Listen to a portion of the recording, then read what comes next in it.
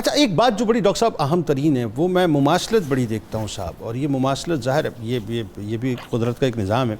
کہ بدر والوں نے جس طرح آقا دو جہاں صلی اللہ علیہ وآلہ وسلم سے پہلے کمٹمنٹ کی، وہی رات کو جو مطلب گفتگو ہو رہی ہے، اور حضرت مقداد دیگر صاحب کے جو جملے تھے وہ ذرا بتائیے گا، اور اس کمٹمنٹ کو پھر بدر کے میدان میں پورا کر دکھایا۔ ایگزیکٹلی اسی طرح سے نواس رسول صلی اللہ علیہ وآلہ وسلم سے جو ہے وہ رات کمٹمنٹ ہو رہی ہے، اور صبح جو ہے میدان کربلا میں اس کمٹمنٹ کو انہوں نے پورا کر دکھایا۔ بتائیے ذرا۔ سبحان اللہ، جنید صاحب ایسا ہی ہے، علامہ نے کہا تھا کہ غریب و سادہ و رنگی ہے داستان حرم، اللہ نہایت اس کی حسین ابتدا اسماعیل،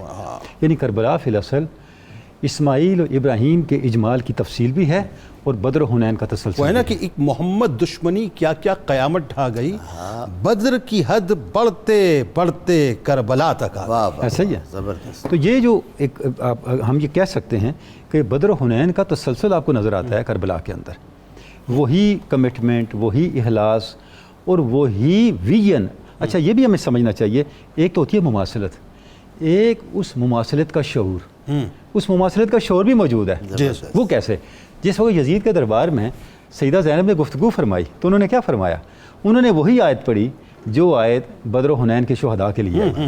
فرمایا کہ تم یہ سمجھتے ہو کہ شیطان اور باطل کے ہاتھوں نے اہل حق کو ختم کر دیا، نہیں، لا تحسبن الذین قتلوا فی سبیل اللہ اموات،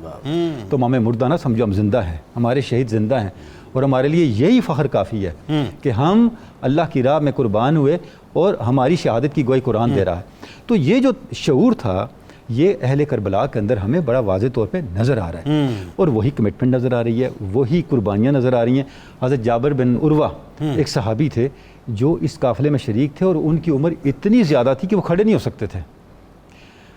انہوں نے کپڑے سے اپنے کمر کو باندھا تاکہ کھڑے ہو سکیں، اللہ، اور ان کے یعنی یہ پپوٹے گرے ہوئے تھے، ان کو اٹھانے کے لیے انہوں نے اپنے امامے کو باندھا اچھا، تاکہ وہ میدان جنگ میں جا کے لڑ سکیں، اس اللہ، حالت میں بھی وہ جا کے لڑے۔ اللہ، یہ عالم تھا ذوق یہ کا، عالم، یعنی اب تو کمٹمنٹ دیکھیں، لیکن عقیدہ پختہ تھا، کمٹمنٹ دیکھیں، ہم کمٹمنٹ کی بات کر رہے ہاں، ہیں، اور اس کمٹمنٹ کے ساتھ وہ جا کے انہوں نے مقابلہ کیا بادل لشکر کا، اور وہاں پہ وہ شہید ہوئے۔ ایک جس بھی امام پاک کے رفیق کو ہم دیکھتے ہیں اس کی قربانیاں، اس کی کمٹمنٹ اسی سطح کی نظر آتی ہے کہ جیسے اصحاب رسول کے اندر حق کے حوالے سے ایک بڑی کلیئرٹی تھی، ایک بڑی واضحیت تھی، اور وہ دنیا کی ہر نعمت کو، دنیا کی ہر ترجیح کو پس پش ڈال کے اپنی جان مال سب کچھ لٹا رہے تھے۔ حالانکہ ظاہراً بدر کے میدان میں اگر دیکھیں تو 313 اور 1000 کا تو کوئی مقابلہ نہیں، ہاں کوئی مقابلہ نہیں، ظاہراً تو کچھ نہیں تھا، بالکل صحیح، لیکن وہ ایمان، یقین اور ذات رسالت مآب کے ساتھ جو وابستگی تھی، ان کی جو ان ذات رسالت مآب صلی اللہ علیہ وسلم پر فدائیت تھی، اس نے ان کو یہ حوصلہ دیا کہ میدان بدر میں جا کے اپنی جانیں نشاور کر دیں۔ یہاں پر بھی آپ دیکھیں اصحاب حسین کو صاف نظر آ رہا ہے کہ ہماری تعداد کیا ہے، اور سامنے جو لوگ کھڑے ہیں ان کی طاقتیں کیا ہیں، اور پھر اس مارکے کے بعد انجام کیا ہے، اس کا ثمر کیا ہے۔ مال غنیمت تو کوئی نہیں بٹنا بعد میں، عہدے تو نہیں تقسیم ہونے، بالکل صحیح، بلکہ جن کو عہدے ملنے تھے وہ بھی ہور چھوڑ کے آگے، جن کے ساتھ وعدے تھے وہ بھی چھوڑ کے آگے، تو یہ ہر کوئی یقین کی سطح تھی، کوئی یقین کا لیول تھا۔ تو یہ جو جس طرف ہم بڑھ رہے ہیں، فی الاصل امام پاک کی شخصیت کے اندر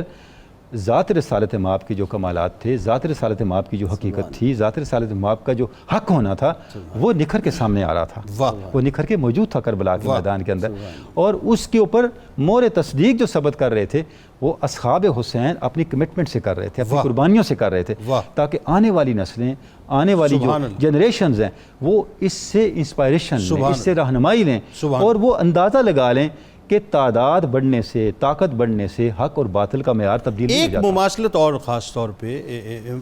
سرکار مدینہ صلی اللہ علیہ وآلہ وسلم نے، کیونکہ ظاہر ہے وہ حق اور باطل کا پہلا مارکہ ہونا جا رہا تھا، اور یہ حق و باطل کا اس سرزمین کے اوپر آخری مارکہ تھا۔ بدر پہلا مارکہ تھا حق و باطل کا، کربلا آخری مارکہ تھا، اس حوالے سے، یعنی اگر ہم قیادت کے لحاظ سے دیکھیں، یعنی مارکے تو ہوتے رہیں گے، بڑی پیاری بات آپ نے کی، اگر قیادت کے حق ہونے کے لیے، جی میں وہی عرض کروں، اسی پرسپیکٹو میں بات کروں۔ ویسے تو ابھی ایک اور مارکہ باقی ہے، بالکل، جسے آپ فائنلی مطلب کہتے ہیں ملامت الکبریٰ کہتے ہیں، جسے ارمجدون یا ارمگڈون کہا جاتا ہے، وہ ایک الگ بات۔ میں بات یہ کر رہا ہوں کہ سرکار علیہ السلام نے، آپ یہ دیکھیے کہ جو طرز اپنایا، اور رات اپنے رفقا سے خطاب فرمایا، امام علی مقام نے جو طرز اپنایا اپنے رفقا سے خطاب فرمایا، وہاں رفقا کا اوپینین لیا، یہاں بھی رفقا کا اوپینین لیا۔ یہ کیا بات ہے بنیادی طور پہ؟ یعنی اس سے ایک تو یہ کہ وفاداری کو انڈورس کرنا اور اس جذبے کو پرووک کرنا، کیا مقصد ہے اس میں؟ دیکھیں اس سے تو بہت واضح طور پہ جنید صاحب جو میسج سامنے آتا ہے کہ حق کے لیے جو تربیت کی گئی وہ تربیت کتنی انکلکیٹ ہوئی ہے فالورز کے اندر. دیکھیں بڑی بنیادی بات ہے کہ اس تربیت کے نتیجے میں فالورز کے اندر کتنی کنکریٹنس پیدا ہوئی ہے, کتنی کمٹمنٹ پیدا ہوئی ہے, کتنی وابستگی, کتنی پامردگی, کتنی صلابت پیدا ہوئی ہے, کتنی پختگی پیدا ہوئی ہے. وہ پختگی ان کے اظہار سے جب سامنے آئی, اب یہاں بدر کے مارکے میں بھی ہم دیکھتے ہیں جب حضرت اقداد اور دیگر صحابہ کرام کے کمنٹس کو آپس میں سنا تو آپ کا چہرہ انور دمکنے لگا, ٹھیک ہے نا. اور حالانکہ پہلے مہاجرین بات کر رہے تھے, آپ نے بار بار پوچھا انصار کیا کہتے ہیں, اس کے بعد سعد بن عبادہ نے شاید کہا یا رسول اللہ ہمیں ایسے لگتا ہے کہ آپ کا حضرت سعد بن معاذ کو سننا چاہتے ہیں, آپ کا روح سخن انصار کی طرف ہے, ہمیں ایسے لگتا ہے کہ آپ کا روح سخن انصار کی طرف ہے, تو ہماری پھر یہ کمٹمنٹ ہے. پھر سعد بن معاذ کھڑے ہوئے, سبحان اللہ. پھر انہوں نے اپنا بتایا کہ ہم اپنے خاندانوں کی عزتوں کی طرح, خواتین کی طرح آپ کی حفاظت کریں گے اور آپ کے دائیں لڑیں گے, بائیں لڑیں گے, آگے لڑیں گے, پیچھے لڑیں گے, اور جب تک ہم زندہ ہیں آپ تک دشمن کے ہاتھوں کو نہیں پہنچنے دیں گے. اور یہی کچھ اصحاب حسین نے کربلا کے میدان میں کر کے دکھایا. دیکھیں نا زہیر بن قین کے جملے رضی اللہ تعالیٰ عنہ کہ میں قتل کیا جاؤں, مطلب میں تو شہید کا لفظ شہید کیا جاؤں, پھر اٹھایا جاؤں, پھر شہید کیا جاؤں, پھر اٹھایا, پھر شہید کیا جاؤں, پھر اٹھایا جاؤں. انہوں نے کر کے دکھایا. یعنی امام پاک اس وقت میدان میں اترے نا جب اصحاب شہید ہو چکے تھے. بالکل ٹھیک, بالکل ٹھیک ہے.